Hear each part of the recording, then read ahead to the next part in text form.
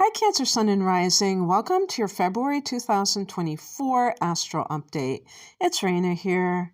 Well, February is quite an amazing month. First of all the planets are direct, so it is great for manifesting various things, for going after what you want, because you're going to feel a sense of momentum, of the wind at your back, rather than when planets are retrograding, as we had going into January, and feeling that sense of the wind in your face.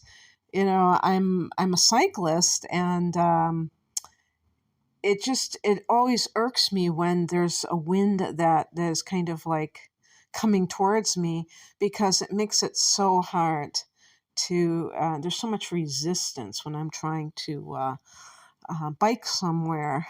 But of course, when the wind is at your back, you feel like you're being pushed along. And now we feel that sense of movement because of the planets being direct. This will continue into March. And it affects us as a collective because it can mean that, the news that we hear, the events that occur, things moving at a faster clip. For you personally, there's a lot going on with the sign of Aquarius. And it's absolutely fascinating. In January, we had this happening with Capricorn, and that affected your seventh house. Now we're talking about the eighth house. And by the way, people will say things like, oh, you have a lot of stuff happening in the seventh house, and maybe you'll get married, and maybe, you'll settle down or whatever. And it could work like that, but the seventh house is also legal affairs. So it could be somebody going through a horrible divorce. Maybe some Cancer people, that was initiated in January, and or if it was even before that, you're dealing with the aftermath of that. The point is that it's not always necessarily going to be going in the direction of, pro marriage. It could be pro divorce, and only you know where you're at in terms of your relationship. Now we're talking about the eighth house, and the eighth house can be the house of transformation. So I feel that this month there are going to be Cancers who feel like they are a phoenix rising from the ashes, because you may have been, you had a full moon in your sign the day after Christmas. And, Christmas, I'm not going to get too much into that, but we know that the solstice and Christmas are just days apart, and that the sun arises after 3 days of the solstice. And I'm talking specifically of the northern hemisphere, when the sun is at its lowest. And then it starts to get stronger. And that just happens to dovetail with the, Christmas Eve, Christmas Day period. And your full moon was a day after that. So you may feel like you're experiencing a resurrection of sorts at this new moon in Aquarius. But let me talk about something before then. First of all, in January, I'm recording this, the second week in January. So because I'm posting it then, a lot of you are going to be listening in January. So let me tell you what is coming up as I record this 10 days from now. There's going to be the sun going into Aquarius, but also Pluto going back into Aquarius. Now, of all the days for Pluto to go back into the sign of Aquarius, why is it happening on the same day that the sun is going into Aquarius? Now, the sun, has a 30-day transit through a sign. That's not really a big deal in and of itself. but we do look at synchronicities. A lot of you, I'm sure, have seen 1111, 111, 222, and all that stuff, 444. I remember this is an 8 universal year in numerology. 3 years ago, when it was a 5 universal year, I said to myself, I wonder if I'm going to start seeing 555. And sure enough, I did. Lately, it's been back to the 1111, 111. And I was getting a little bit upset about it because I was like, okay, enough, what are you trying to prove here? And then I read somewhere, it's just showing you that more and more we are aligned with the divine, that this is not random. This is not a random, chaotic universe. Get it through your thick head, your thick skull. So for you, this alignment of the sun and Pluto is occurring in your 8th house, the house that Pluto rules. Hello, Cancer. Pluto is all about power. Maybe you need to take your power back, Cancer. Maybe you have been through the ringer when it comes to relationships. And it doesn't have to be just a marital partner or, the equivalent. It could be a business partner, could be a close friend. It could be all of the above. Cancer people are caring people, but sometimes you may lose yourself in other people because of codependency, the tendency to get into codependency and try to solve other people's problems. People who are nurturing are beautiful people, but we have to have boundaries, and we have to want boundaries, not only for ourselves, but we have to want them for other people too, and treat people like they are capable and not helpless. Because you may have easily allowed yourself to get bogged down with other people's problems, and then you lost sight of some of your own dreams. And some of them may have even fallen by the wayside because of certain things that have transpired. So anyway, on the 5th of the month, Mercury is going to join the Sun and Pluto in Aquarius. And the 8th house is the house of shared resources. If I would say if you are coupled and you have the kind of relationship where you're living under the same roof and you may be mingling finances, but possibly have your own, each have your own, be aware that Pluto can be very secretive, and there may be power struggles with money. But even if this transit is occurring in your 8th house, you don't have to go there. You can just nip it in the bud because because I told you ahead of time that this is, what kind of influences are affecting you, and you don't have to go there. Because Cancer people do tend to be very hands-on about financial matters. This is people, I think, sometimes get it twisted about Cancer. Cancer can be an aggressive sign. You're a cardinal sign. You can be aggressive. It's a kind of funny type of aggression because, you're a water sign. So sometimes you kind of try to, assert yourself, and then you take 3 steps backwards because you're trying to protect yourself at the same time. But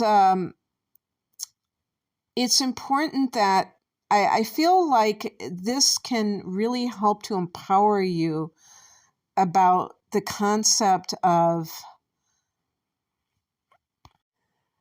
life and death and survival. the eighth house can be the house of death. A lot of fears can be traced to a fear of death. And I've been listening to a lot of near-death experience accounts lately, and I find that they can be very inspiring, because one of the things they talk about is that they lost their fear of death because they realized it was an illusion. And really, the eighth house, because it is connected to the other side, having some of these transits going through here is going to make you more aware of the other side of the veil. Now, is it possible that you are transformed by death? Yes, with Pluto in this area.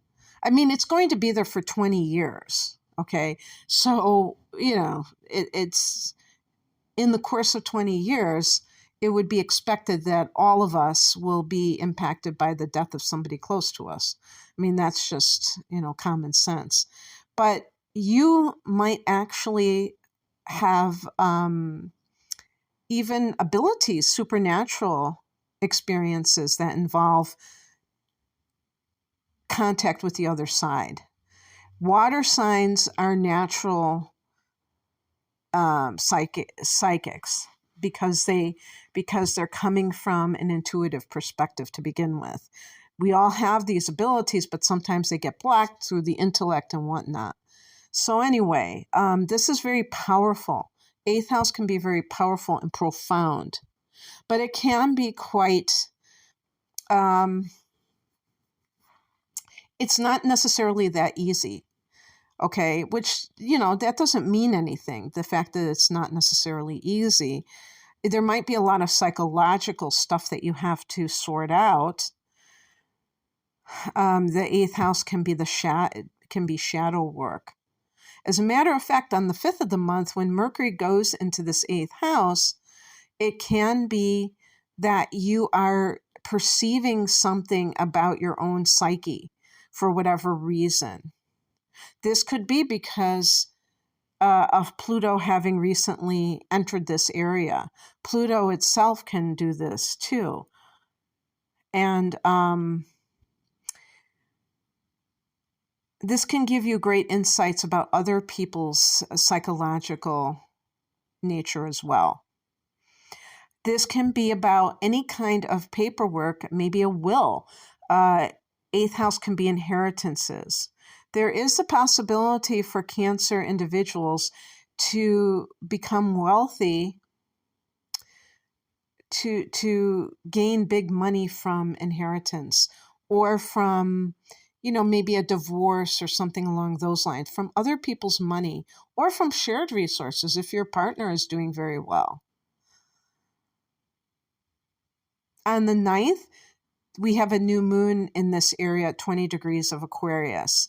You may feel compelled to study astrology.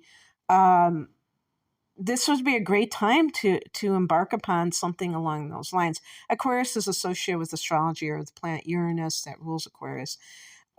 Eighth house is connected to astrology and the tarot. I think in some ways the tarot is even more aligned with what Cancer represents, because from what I have seen, not the way that I read the tarot necessarily, but I'm kind of to the book. But back in the day when I used to not read the tarot, but I would watch the tarot, it looked like they were reading tea leaves, because they weren't really interpreting the cards as the cards, for what the cards represent. But some of those people that do that, it's because it's kind of like just a tool to kind of access their psychic nature. And then they use the imagery as prompts to kind of tap into the collective soul or what have you. So that you might be studying something. Also, shamanism is eighth house, and we could include paganism. I just don't like to say the word witch or witchcraft. I don't know. Don't be offended if call yourself a witch. But I think I was burned at the stake in another lifetime, so it's a sore subject with me.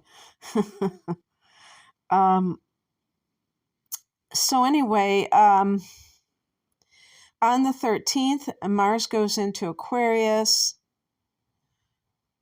and this can be in some cases some kind of conflict that has arisen involving other people's money. Now, this is not going to be 100% for you. Obviously, when I say these things, I'm saying this could be for some of you connected to some shared resources like an inheritance.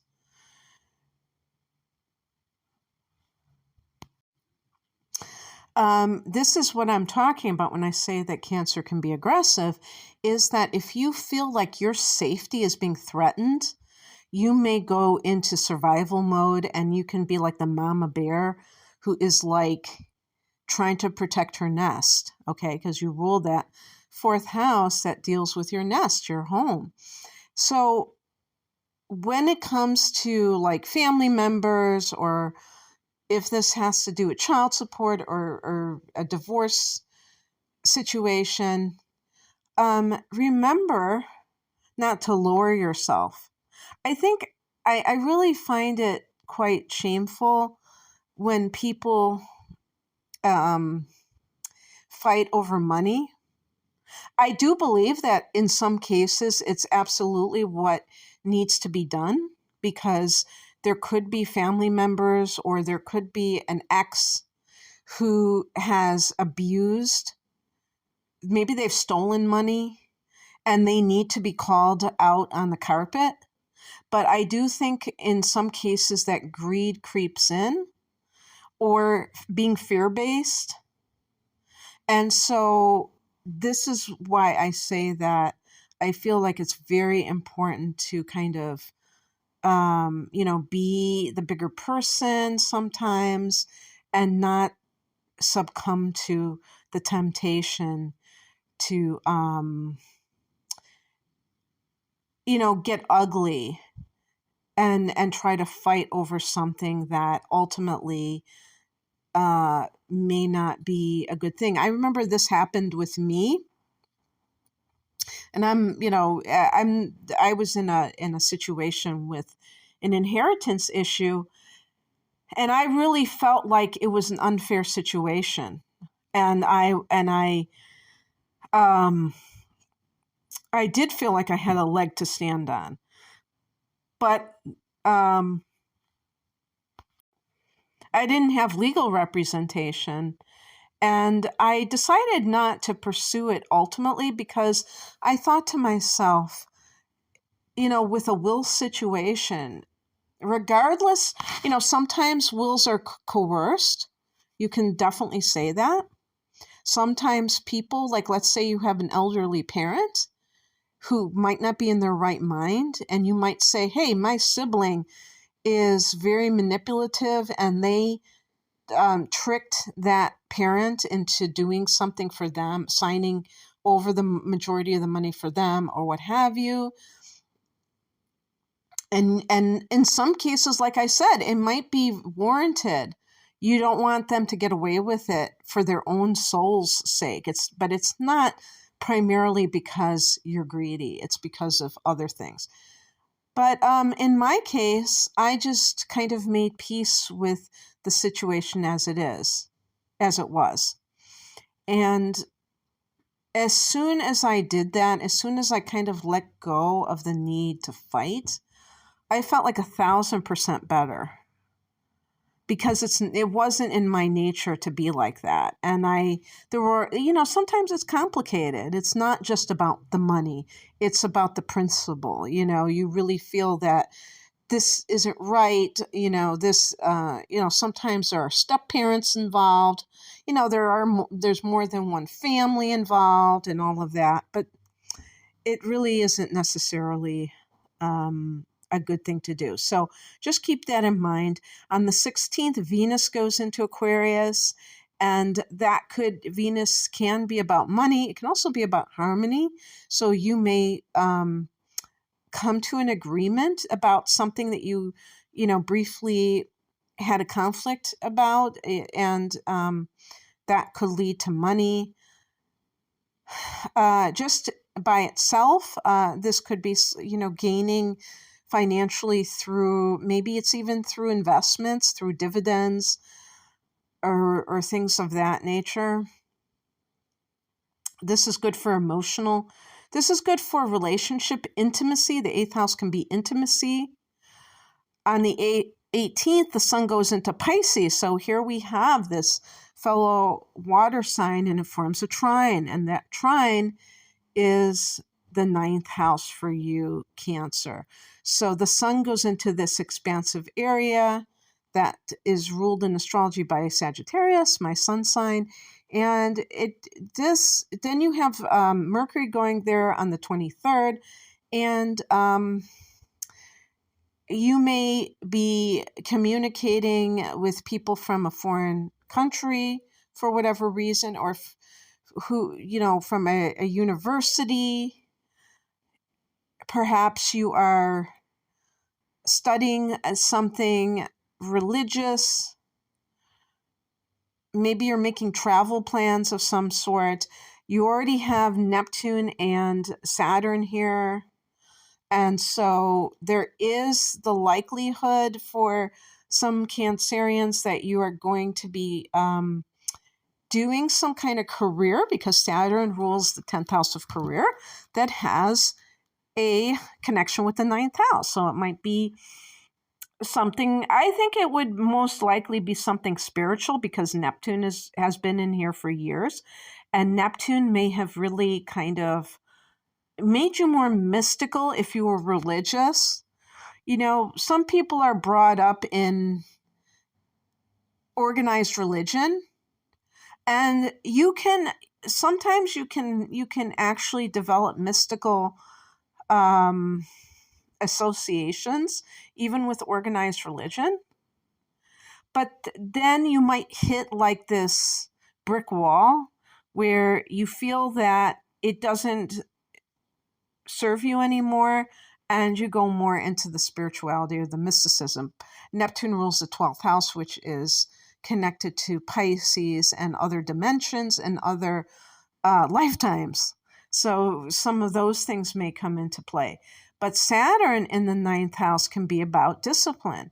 So in particular, when we talk about organized belief systems of a religious nature, I would say, you could say Hinduism, but yoga or yogic philosophy, and that can, be more open-ended, but studying yoga. And people think when you say the word yoga that you're strictly saying asanas or different, yogic positions. No, it's not just about the physical side of it. It has its own philosophy, different, things that you're supposed to do, do's and don'ts. Oh, I think they're called yamas and niyamas. I studied to be a yoga teacher, but I didn't end up going into student teaching with it. So, but I do know some of the terminology. So, yeah, you know what I mean? So that might be something that is right up your alley. And it's kind of the best of both worlds. And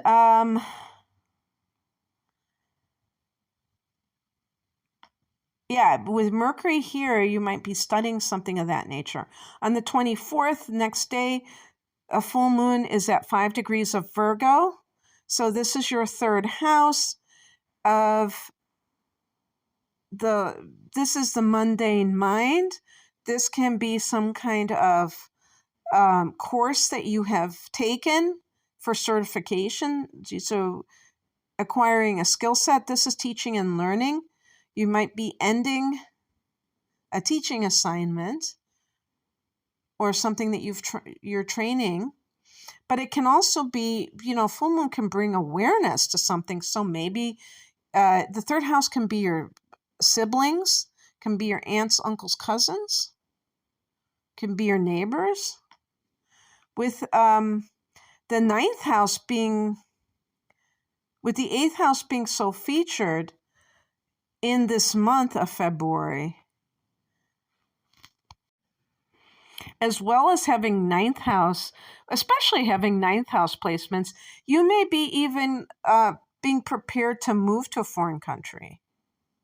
Because with Saturn in the ninth house, that you might get some kind of career, but it's overseas. Or, I mean, some kind of, your profession takes you overseas. So you may learn some news about one of your brothers or sisters. In some cases, yes, because of this shared resources issue, you may kind of see one of your siblings in a new light, or if it involves a cousin or an aunt or an uncle, and you may end that relationship. That would really take a lot, though, for a Cancer, because you tend to be very family oriented, plus very sentimental. And so it's hard for you to do something like that. But, you might feel like that's the best course of action. All right, that's what I have for you, Cancer. I hope that this resonated. If you would like a private reading, I'm promoting my package deals. I do have more than one of these. One of them is called the Deep Dive Reading, an hour of natal chart analysis, an hour of transits for the special price of $85.85 US dollars. That's for at least 2 hours of reading.